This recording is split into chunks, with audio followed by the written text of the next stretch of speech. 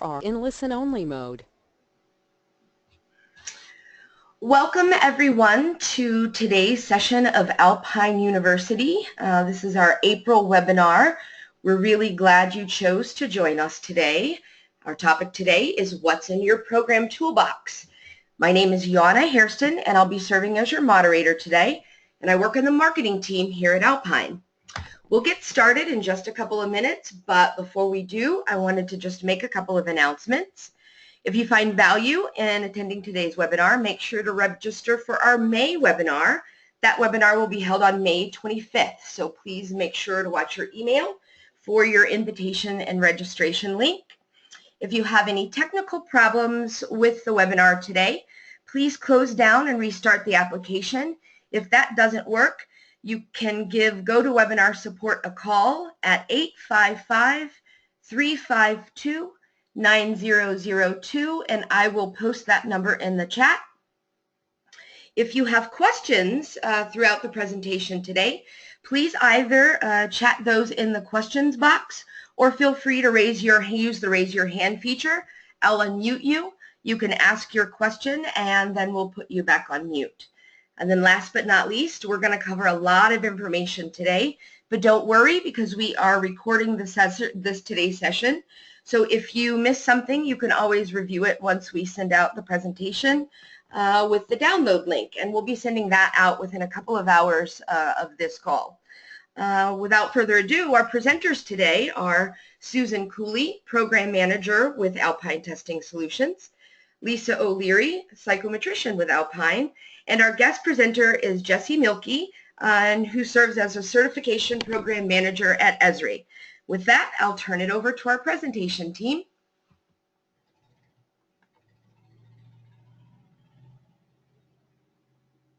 Hi, this is Susan Cooley.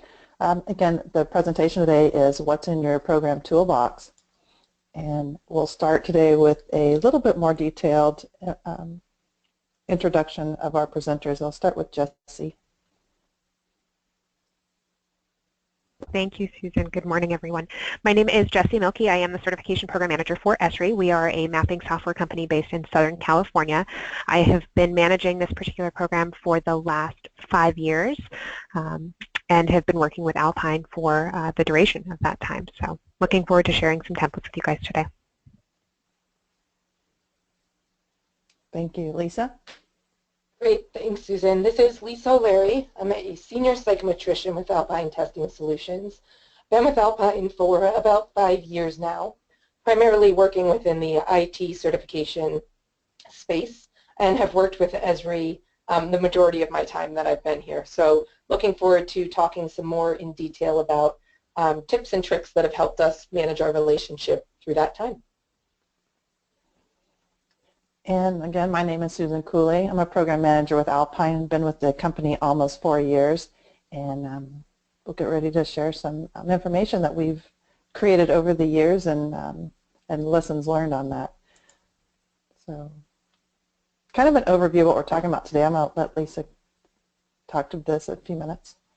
Sure, absolutely. Thanks, Susan. So the reason we pulled together this presentation, which in all full disclosure was actually presented at ATP a month ago as well. So some of you might have gotten a slight preview during our session at ATP.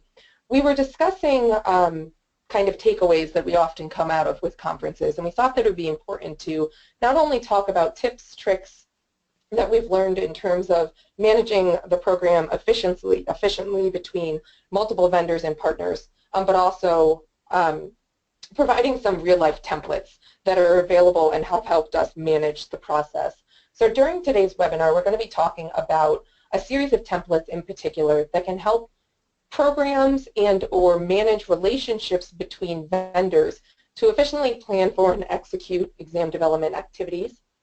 We're also looking at ways in which we can automate certain aspects to support program initiatives and reduce time to market. We all know that we're working within very quick time to market turnaround times for a lot of our exam development processes. So we really had an eye towards how we could shore up and really find efficiencies within our actual documentation and templates to help our process along the way.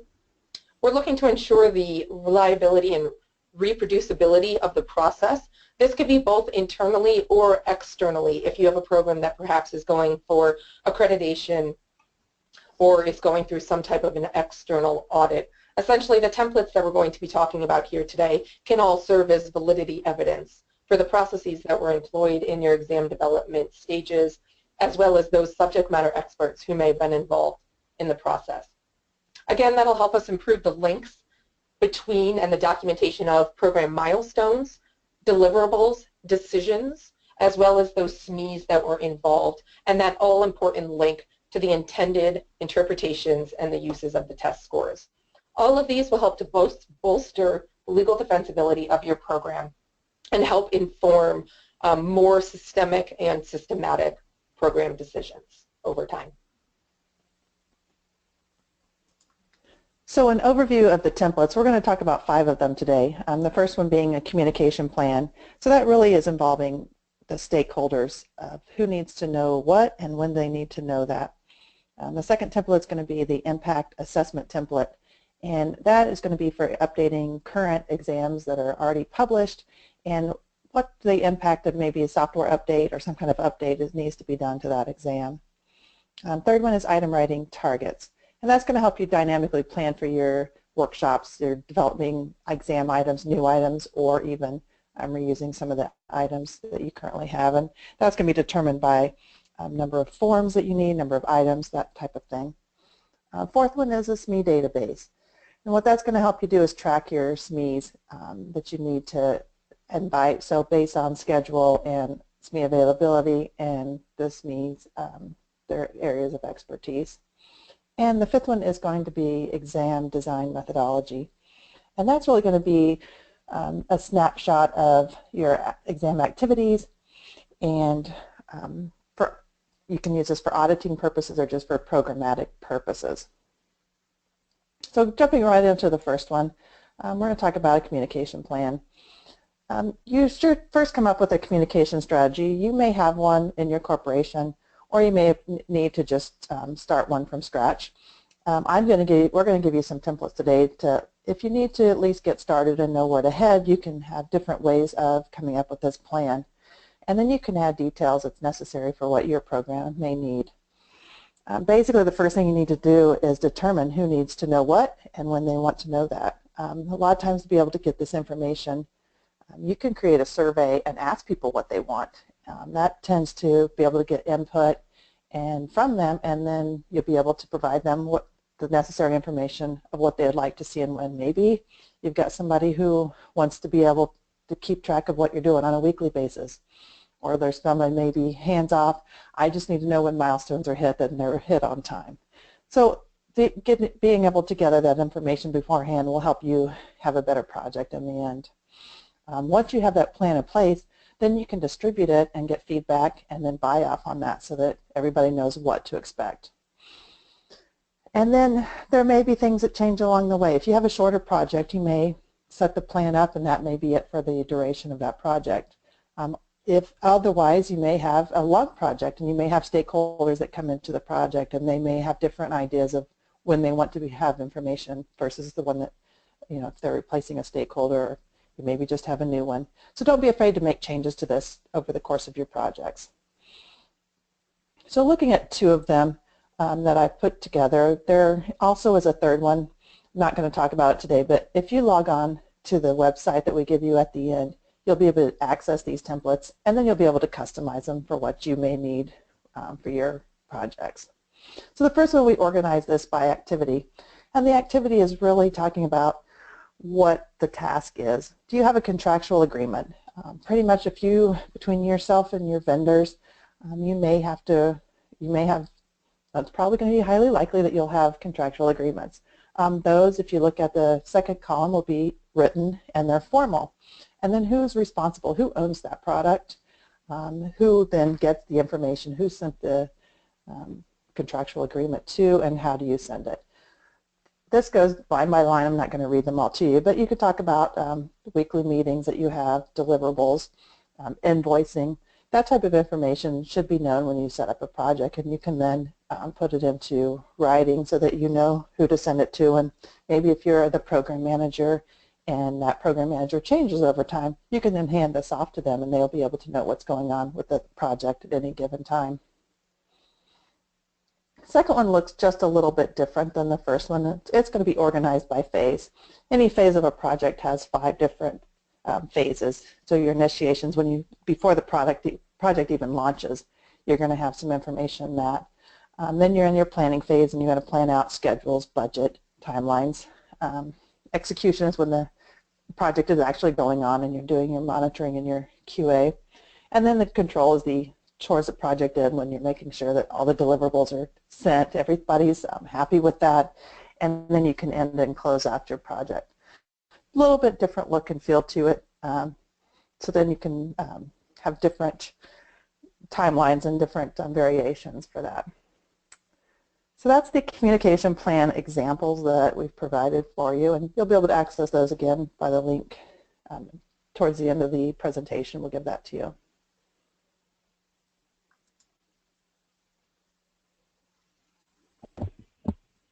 Thanks, Susan. So this is Jessie, and I'm going to talk to you a little bit about our organization's impact assessment matrix, which we found to be a very useful tool and template to use as we determine the need to update exams. So as I mentioned, we are a technology organization, so our suite of exams is entirely dependent upon the technology or software changes of that organization. And this oftentimes drives a need for us to update our exams frequently, and we were really looking for a means to determine the need for an update for each exam based on those technology changes. And what we were looking to do there was really avoid unnecessarily updating exams if the content or the technological changes didn't really warrant an update. So the one thing that I would say when looking at the factors for an exam update is that there truly is no single reason or a single solution to an exam update. Many of you have probably found this to be the case in your own organizations based on your suite of exams. So there are a few things that really may determine or be a determining factor for an exam update. One would be content or technology changes. This tends to be the primary driving force behind the need for an update. You may be looking at updating based on overexposure. If you have a high volume of candidates that are coming through your program and need to then update to keep in line with that. You may also be looking at the publication date or perhaps a time-based update, depending upon the last time that you were able to publish a new version of that particular exam. So there are a number of reasons that you might be looking to update. So I would strongly encourage everyone to consider each of those as you're going into an update cycle. As part of the impact assessment matrix that we use, we leverage the existing TDD or test design document as well as the blueprint. And there are multiple benefits to doing this. One is it allows us to continue to reformulate this into a workable assessment matrix each time that we use the impact assessment, and it's directly tied to the existing content. It allows us to assess at the objective level for all of our exams to ensure that the content technology changes are still relevant to the objectives maybe that we had previously. It also allows us to perform an item level analysis for each of the exams as they're written to the previous objective. So it gives us a really quick overview of what may have changed, what's most heavily impacted, and will help us to determine the need to actually update. This also allows for consistency between the versions of the exam. While the content, the item content specifically, may not replicate from version to version, we do have a consistent set of exam objectives, an overall minimally qualified candidate, across versions, so that as candidates are coming through our program, the certifications that they're receiving, regardless of version, are similar in nature. So that consistency is very important to us. One of the things that this will do is it also allows us to examine the general content against the newly updated blueprint and potentially, make for an easier migration. And I'll go into a little bit of that when we get into the template. The last thing, and I think this is very important to us, is it acts as an awareness building activity for onboarding our SMEs.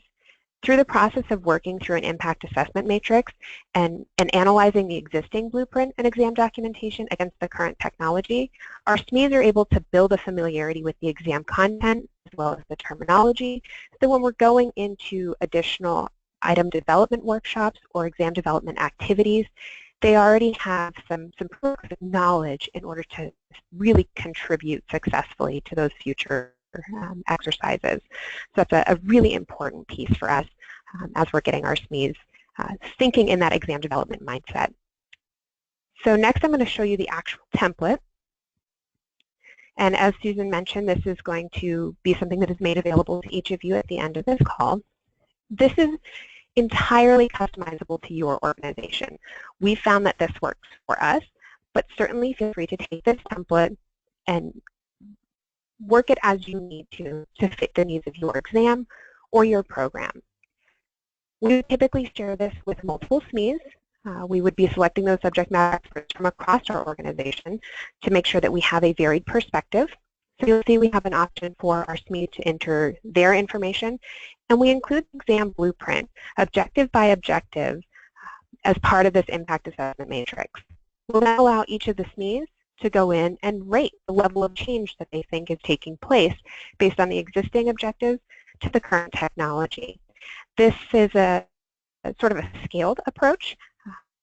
What we're asking them to do here is rate on a 1 to 5 scale what they feel is the biggest impact or the objectives that would be most highly impacted by the technological or software changes. You'll see anything here from a 0 to 5, 0 being that there's no impact. You can essentially leave that objective and potentially even item content as is. Those may be your core or foundational topics or concepts. Or you're looking at perhaps a 5, which is the opposite end of that scale, which would essentially mean that that objective or content related to that objective is obsolete or has potentially been deprecated. So it gives you a very quick scaled score that you can then do an average for to see which objectives, maybe which sections of your exam are most heavily impacted.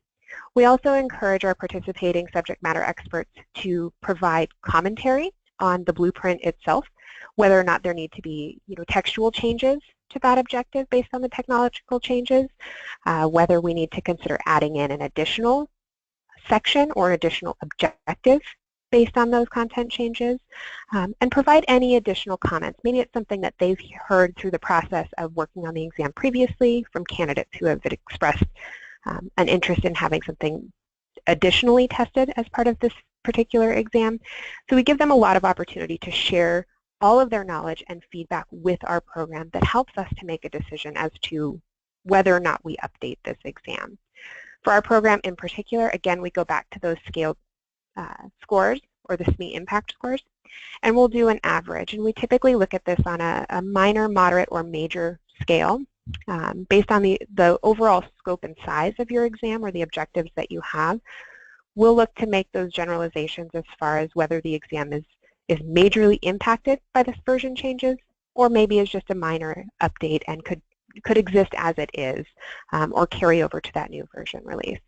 So this has become hugely helpful to us. So we have a consistent measure against which to determine whether or not we need to update an exam. Again, completely customizable, and there are many variations that you could take with this in order to assess your current exams against a newer changing technology.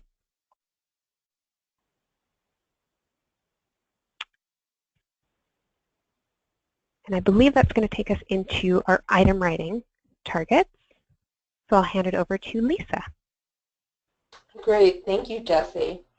So we're going to be talking next about an item writing target template that's been developed and utilized within Alpine with Esri to basically help transition from the domain analysis and blueprint specification stage into preparation for item writing activities.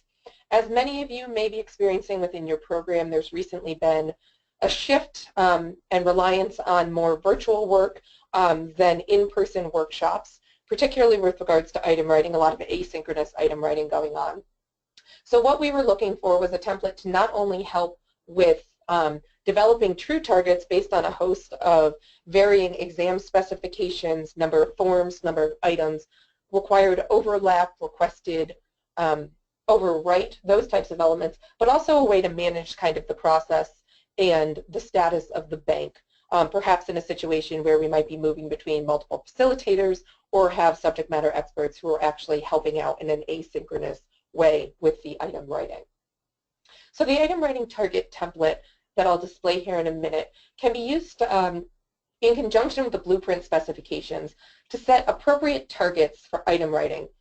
based perhaps on an existing item pool. Again, if this is an update exam, perhaps you have some items that were performing well on a exam and form level analysis that you would like to carry forward over.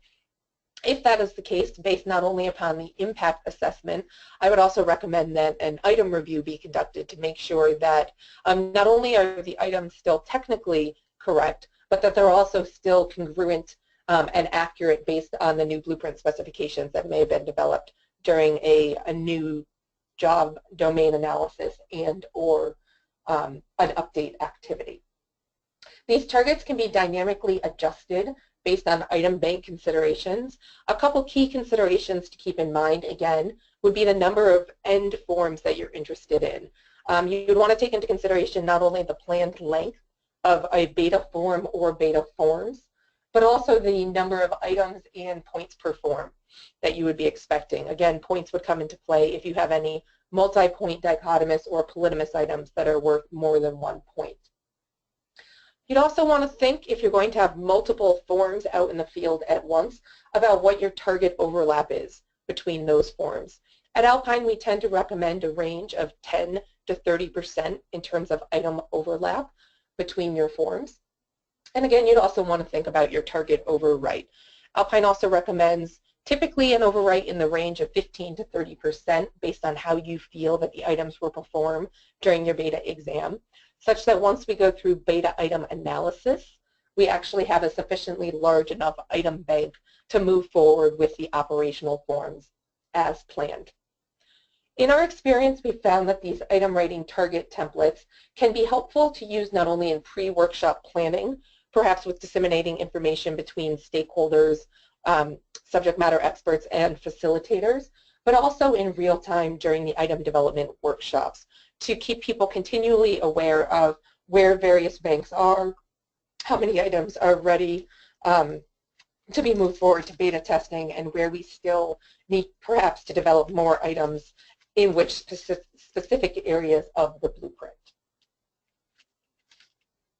So Susan, if you want to forward at this point, and then this is the basic template. If you'll just click through, Susan will highlight a couple different areas. So number of forms, again, is a key consideration that we want to keep in mind. Again, the spreadsheet is dynamic, so if you were to adjust the number of forms, it would inherently adjust what you would need in terms of your bank target. So your exam blueprint, the 2 leftward columns, actually the 4 leftward columns that include the names of your sections and objectives, as well as your blueprint percentages and items per form, that will be based on your job domain analysis and what comes out from your blueprint specifications. What will be dynamically changing are your item development targets over on the right. So again, one key consideration will be the number of forms. Another key consideration will be your items per form. Again, this can be dynamically adjusted based on policy decisions that you may have within your program, anticipated seat times that you might be limited to, that type of thing. We'll also be interested in form overlap as well as overwrite. Those can be dynamically adjusted. If you know that you have a certain total bank size in mind, you can of course reverse engineer these to kind of fit the specifications that you would like. But ideally, we would be able to build sufficiently large item banks to build the forms to the exam specifications that we have in mind during the design stage. As a result of all of these various considerations, essentially what you'll be deriving is the number of items that you're looking for to be written at each section and each objective level. Of course, each of these will have a cognitive complexity level associated with them, and then you would be able to really gear the item writing activities during your item writing workshop to specific areas that perhaps need more emphasis than others. In this exam that we have up here, section 3 would be the most heavily weighted in terms of the various sections, and inherently would also require the most number of items to be written to it. Next slide, Susan. So in terms of how this would be dynamic, how it might change, if you click through again, Susan, we can see here that we've actually kept the number of forms the same, but we've updated the number of items from 100 up to 125. We've also upped the overlap and the overwrite requirements. And inherently, our target item pool total count has also been upped from 441 from the previous slide to 502, and additionally, the section level counts that you would be expecting would also inherently go up. Again, you can add columns as you need to fit this better to your particular program. We do tend to add columns in terms of items that are ready to be beta tested, items that are in edit 1 review, items that have been congruence and accuracy reviewed with subject matter experts, to really keep a track of the process as we're going through start to finish of the item writing stages. With that, pass it back about SME Database. Thank you, Lisa. And as a quick follow-up to Lisa's section there, those item writing targets and the dynamic form has been hugely helpful with the SRE team in making quick adjustments on the fly as necessary if we're finding that maybe a workshop isn't progressing as we need it to, or if we have an extremely high level of overwrite or overlap on our exams. We've been able to very quickly change course and either increase or decrease those item writing targets to help us meet the overall program or exam goals. So I think that's been a hugely helpful template for us, and hopefully will be the same for everyone on the call today. The next portion that we're going to cover is the SME database. Essentially, this is just considering how do you track your subject matter experts? How are you determining who you would like to bring back to participate in any workshop? What's the criteria for bringing somebody back? What is really determining what's a good or a quality SME for your program? So we would recommend tracking your subject matter experts, and you can do this in a variety of ways. This may be a dashboard report that your organization can create. It may be that you're leveraging SharePoint, which is what our particular organization uses. But there could be a variety of tools that are available to you. Excel, you may just track something in Word. Determining which, I guess, mode to take to track your SMEs is entirely up to the organization, but I would highly recommend finding a mechanism to store information about your subject matter experts so that going into any development cycle, you know specifically who it is that you're going to be working with. So some considerations of what information you should track. Some of the things that you might be looking at would be participation history. For a particular subject matter expert, have they participated in item development? For example, have they participated in a standard settings workshop in the past? It'll help you to sort of level set who has participated previously, perhaps how much training you're going to need to do initially as you start a workshop. If you have a group of experienced subject matter experts, you may be able to reduce your training time, which is always helpful to know. So certainly tracking how they've engaged with your program previously is very important. Domains of expertise. Which domains is that particular SME fluent in? Is there a strong focus area for that individual where you can really leverage their skills and play to their strengths? So being able to track those domains are also very, very helpful. There are a number of other information statistics that you might like to track, and we'll look at this in the template here in just a moment. But certainly expand this list as you need to track your particular SMEs and how they relate or tie into your program. How can this benefit your program? Essentially, this will allow you to recruit based on experience. As you continue to update exams, as you're looking to create new exams, it does become very important and very helpful to know whether or not you have experience playing on your side. So being able to track that is certainly helpful. It can also help with scheduling assistance. You can ask up front. Susan mentioned very early on, as far as your communication plan is surveying your constituents, surveying your SMEs, determine what their availability is. And if you have this information up front and it's trackable, you're able to better schedule your development activities to align with both your program needs as well as the availability of your subject matter experts. You can also track quality outputs. This, I think, is one of the most important pieces and would be most directly tied to an item development workshop. And when we're saying tracking quality outputs, I would look at this specifically as how many items can this person write? Of the items that that particular writer has written, how many move on to beta? How many are potentially moving on to an operational form? Looking at averages. On average, how many items can this particular individual produce over the course of 2 days, 5 days? This will really help you to sort of hone in on your workshop needs, how long you need to schedule workshops, again, who you're inviting to participate. So there's a number of benefits to tracking quality output, so you really truly are bringing the best SMEs back into your program, which will leave you with the highest quality of exam. It'll also ideally reduce any defensibility or validity issues that you may see if you're bringing on entirely new groups or new pools of subject matter experts.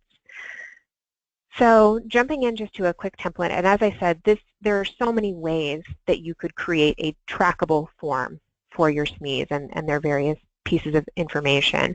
This is just an example of some things that you might want to capture related to your SMEs. Of course, you're going to need to identify who that individual is. If your program requires your SMEs to provide a biography, in order to participate in development, keeping a copy on hand that's directly tied to that SME is hugely helpful. So maybe you're including that attachment or that file as part of your database. Again, their level of involvement, where have they participated, where are they strongest in their participation. You may have an item writer who is fantastic at writing items, but isn't as strong at congruence and accuracy reviews. Tracking that here will help you to determine, again, who to bring in. Exam support, if your program offers a number of different exams, you might want to consider tracking which specific exams those subject matter experts can provide feedback for. Certifications, if you have a requirement within your program that subject matter experts be certified in either a specific exam or perhaps a domain before they participate, tracking that will allow you to very quickly and easily identify SMEs that you can bring in to a development workshop. Again, their availability, when might they be free to actually assist your program with developing an exam? And again, item status, and this would be that the trackable outputs, whether or not those items that they're creating are progressing on to the next level, or if you have someone maybe that's a bit more stagnated, where their items don't really move on to the next level, and maybe you want to pull that person out and leverage them elsewhere in your workshops as opposed to specifically item writing. Again, I can't stress enough that this is something that you should certainly customize to your program based on the needs of your development activities and the knowledge that you have of your subject matter experts. Susan, I believe we go back to you at this point. Oh, we go to Lisa. My apologies. Thank you, Jessie. So the next major template that we're going to be talking about here is another major piece of the validity evidence and argument that you may think about pulling together for your program. And of course, the SME database fits right into what we're about to talk about because really being able to pull together not only the names but also the qualifications and the reasons for including particular subject matter experts in respective areas of the exam development process are key pieces of evidence to keep in terms of the validity and alignment to the purpose of your exam. With regards to the design methodology, what we're referring to in this case is really a high-level snapshot. In this case, we put it in an Excel workbook, but again, to Jessie's point, there's a multitude of ways that you could actually organize this to best fit the needs of your organization. Perhaps it could be a SharePoint site, perhaps it could be a database, whatever works best for you, but the crux of the matter is the content that's included within the template. So essentially, this will be a high-level snapshot of the exam development processes that were and perhaps were not included in a particular process for an exam. This can be helpful not only for internal transitions, handoffs perhaps within a project, or as we all know, there's often perhaps a lag in the time between when an exam is developed and when it's released. There may be multiple groups involved. There might also be different stakeholders in play between different exam updates. So this will be important for those internal transitions, as well as perhaps external audits or accreditation meetings that your program may be going through. This methodology template helps to track exam development progress, including the timing of various steps and the relative level and the particulars around SME involvement, who they were, which pieces they participated in. It also gives you one quick place to document pertinent deliverables and decisions in one location for an exam. As I'm sure many of you have experienced, we kind of have document overload in terms of the number of machines and the number of iterations and versions of various exam development documents that get created through an exam's life cycle. So this exam design methodology template really provides that one localized source where we can put all of the information for the final version of reports, as well as any important decisions that were made that were related to those workshop events.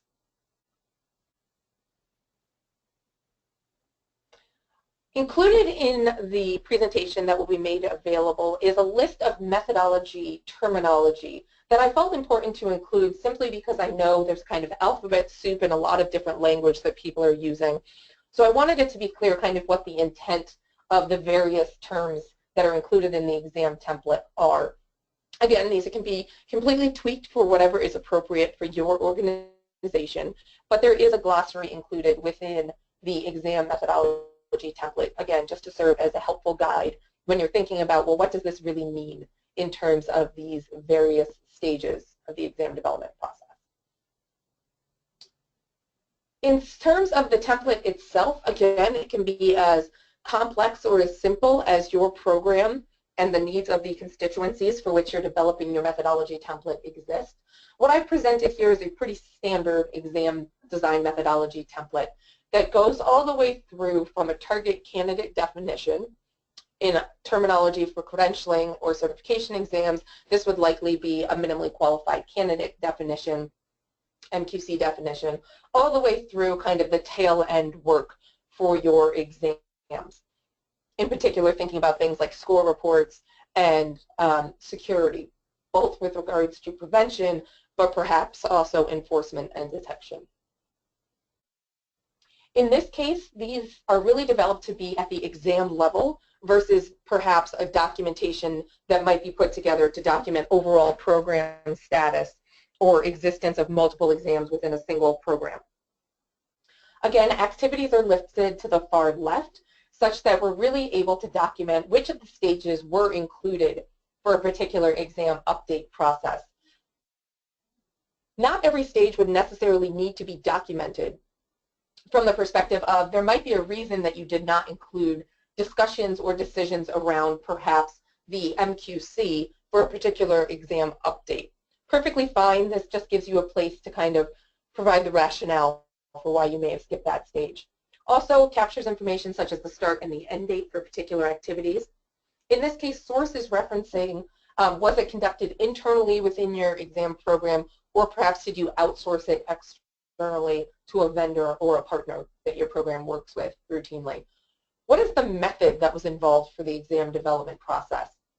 So for example, for your domain definition, perhaps you had an in-person 3-day job task analysis, or perhaps you did an MQC and a blueprint review update call 2 hours. This just gives you the space to really document what was that method that was used, as well as the number of SMEs that were involved in the process.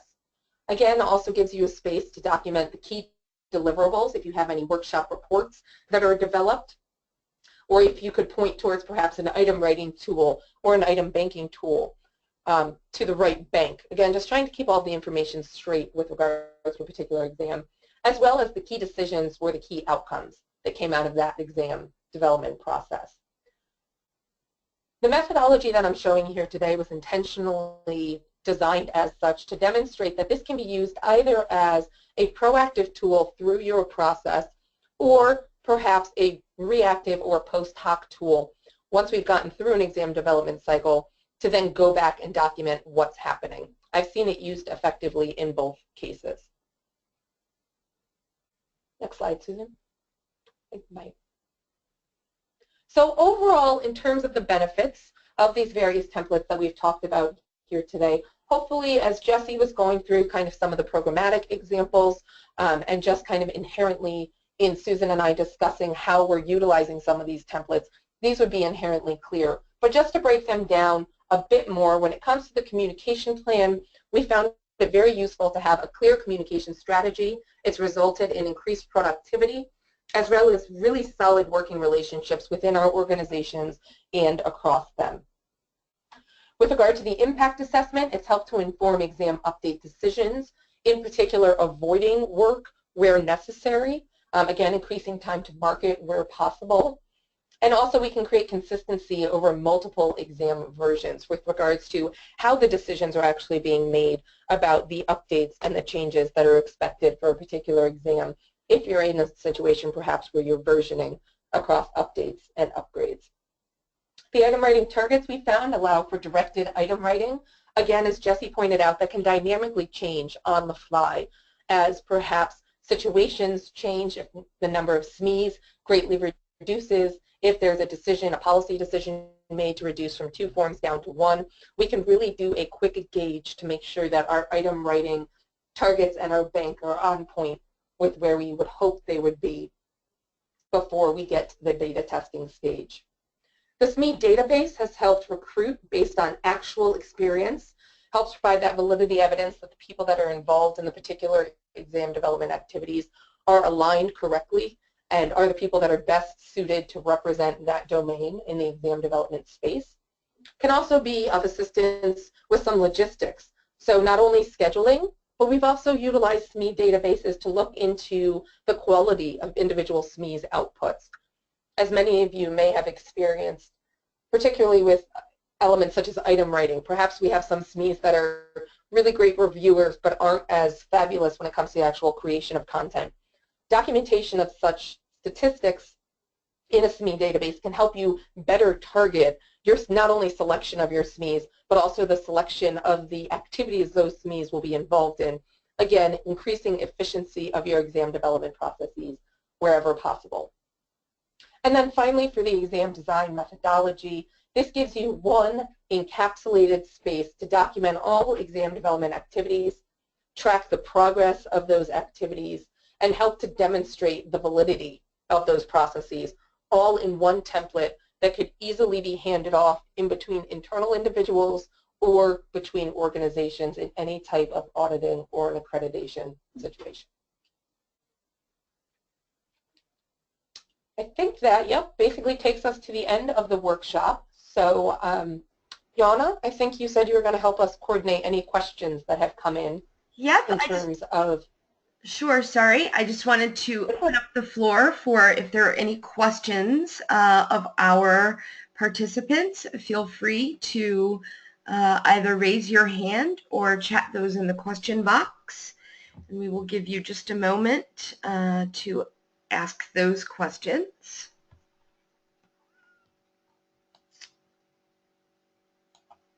Well, so it looks like we don't have any questions right off the bat, so we're, oh, there we are. It looks like we have a question from participant Carol that says, what are effective ways to reward SMEs? That's an excellent question, Carol. Some things that we found work for us, and this will certainly vary by organization, all of the SMEs that participate with my program in particular are all internal. So the organization does pay for their time, but we are also very considerate of the fact that they're stepping out of their daily roles to coming to participate in our workshops. So we do things rather simply, and we find that food works very well as a reward for bringing people in and keeping them there and keeping them engaged. We also try and make the workshops, and this may sound silly, as fun as we possibly can. We certainly encourage people to work together. We encourage them to, you know, take breaks and sort of build relationships amongst the group. And we do have a very flexible and friendly dynamic as part of our workshops. So while those may not be, you know, tangible benefits or something that we're giving to a candidate or to a SME as far as a reward for their participation, we do try and encourage them to continuously come back and work with our program through a series of very simple things like snacks, like treats, like you know, just having an environment that's welcoming to them. I'm sure, you know, Lisa and Susan can speak to some other programs that maybe have a different approach to valuing their SMEs. All right, we have another question from participant Dawn, and the question is, do our presenters find it best to meet face-to-face with SMEs in workshops, or do you think it can be just as well using online meetings? I'll take that one. This is Lisa. With my classic psychometric answer, Jesse and Susan are going to be really happy with this. It depends. Inherently, Alpine has found that there are certain exam development activities that port really well into a virtual environment, standard setting being one of those examples. We're increasingly finding that pulling individuals together for in-person workshops is becoming more and more difficult for certain organizations for various reasons. So we are becoming more nimble with kind of virtual approaches to both domain analysis and item writing. What we tend to find is if there is possibility to bring individuals together, even for one day, to get a kickoff to the process, particularly for domain definition when it comes to working through what we here at Alpine call the work model expansion, but that's where you've really already developed your MQC definition and are starting to really work through the nuts and bolts of what are the tasks and enablers that are associated with the domain of interest. If we can even get subject matter experts in the room for one day to work through that and then springboard into translation into objectives as well as blueprint specifications, perhaps through an online virtual blueprint survey, that tends to work really well.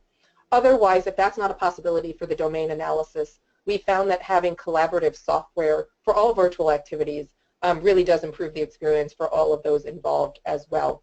Similarly, with regards to item writing, we find it very useful perhaps to triage item writing training in advance. That's a piece of a workshop that perhaps could really easily be done virtually ahead of time. But again, in order to kind of level set and get all of your item writers on the same page, even to have just a day or two together perhaps versus a 5-day workshop to get an initial start to the item bank, kind of vet the items against one another, make sure we're all on the same page when it comes to the levels of cognitive complexity that we're hitting, interpretations of the blueprint, that piece, that then moving into asynchronous item writing and virtual, let's say, congruence and accuracy reviews go a lot smoother than trying to do all of that item writing work completely virtually. Susan, Jesse, I'm not sure if you guys have anything you'd like to add to that. The only thing I would say is that, for our particular program, we've migrated over the years from a combination of virtual and in-person for a variety of workshops to holding all of our development activities virtually with the exception of our item development workshops. And those we continue to do 5 days in person. We find that that works best for our subject matter experts as far as their ability to really be productive. It also allows for the opportunity to do group work or get some feedback on the spot for items that they're working on, or maybe get some assistance with creating distractors or finessing the questions that they've created. And we found that doing any other development activity virtually has worked very well for our organization. I don't know that we would make any decision to switch to a virtual item writing model in the future. So we do have another question for our panel, and the question is from our participant, Jerry. And the question is, do you recommend an Excel doc or something like an Access database for the SME database? What do you use? So we currently leverage SharePoint. We maintain a SME library for all of our participants, and that's where we're tracking the information. You could certainly, and we previously did track this in Excel, and that worked just as well. Susan, I'm not sure if you want to talk at all about Smartsheet, if you guys have begun using that, if that's something that might also be easily leveraged for SME database. Sure, and that's a good question. The template that we have online it's currently in Excel, but it has the layouts if you wanted to par that over into a Access database, which would be, in a way, easier to be able to pull out. I want to know all the SMEs that can write to this certain domain and be able to filter by that. The thing that Jesse just mentioned is we're doing a trial on a program called Smartsheets, and right now it's very similar to an Access database where you can put all of your information into one spreadsheet, and it's an online application, and then be able to filter and pull that into different reports that you can then share with people. It's fairly inexpensive, and it's actually fairly capable of doing a lot of the things that Access databases can do, only you can, it's online and you can have that information, be able to have separate people access that. You will want to check on the security of that because it isn't online. You don't want to provide information out there that could be confidential, like addresses and phone numbers and things like that. Excellent. Okay, it looks like we are going to wrap up on our questions unless anyone has the last couple of questions that they'd like to get in. I'm going to go ahead and thank you everyone for coming. Thank you to our panelists for presenting today. As I mentioned early, we will be following up shortly with a download link to the templates that they presented today, as well as a link to the full slide deck and recording from this session. If you haven't already, please make sure to find Alpine Testing Solutions on Facebook, Twitter, and LinkedIn. We'd love to connect with you in those spaces as well. And as always, if you have any feedback or suggestions about content that you'd like to see in these webinars, we'd be happy to take those suggestions. So email any suggestions you have to marketing@alpinetesting.com. And then from all of us here at Alpine, we appreciate your support of our webinars, and we hope you have a wonderful rest of your day. And we'll see you right back here next month. Bye-bye.